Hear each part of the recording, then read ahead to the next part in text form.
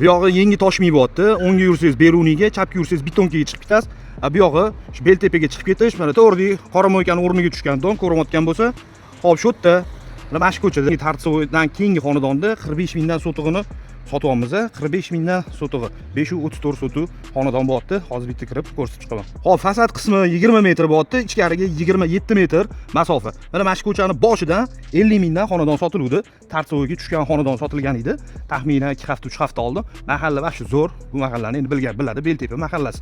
Hop, xonadonni ham ichlarini kirib bitta ko'rsatib chiqaman. Qaranglar, hop, bu yoqda ikkita xona, bu yoqda ikkita xona, hammom, tualet, oshxona, hamma shart-sharoiti bor. Xonadon tekis, to'rtburchak, qiyshuv qing'ir, balandpast joylari yo'q ekan. Bu joyimizni kimdir remont qilib olib yashasa ham bo'ladi yoki buzib tashlab ikkita imorat qurib olsa ham bo'ladigan joyi, tirikchilik qilib yuboriladigan joyi, yashasa ham sharoit bilasizlar, zo'r betlida suv, gaz, svet, hamma kommunikatsiya zo'r joy. Atrofida maktab, bog'cha, poliklinika, banisa hamma shart-sharoiti bor. Beltepani bilgan biladi. Kimgadir qiziq bo'lsa aloqaga chiqinglar. Qo'ldan kelgancha chiroyli narxlarda o'zi narxini qo'yyapmiz. Yana kelishtirilsa bo'ladigan joylari bor. Aloqaga chiqaverasizlar. Ma'lumot o'rnida yana shuni aytib ketishim kerak. Bu yerda hozir kvartirani bolalar turishibdi. Hop, egalari echlari bo'yicha 2000 dollar oyiga foyda keltirar ekan. Nechtadir bola qo'yilar ekan. Mabodo shu biznesni yana davom ettirib olsa bo'ladi yoki buzib tashlab yangi imorat qurib olsa ham bo'ladi yoki remont qilib turib yashayman deganligi ham zo'r variant.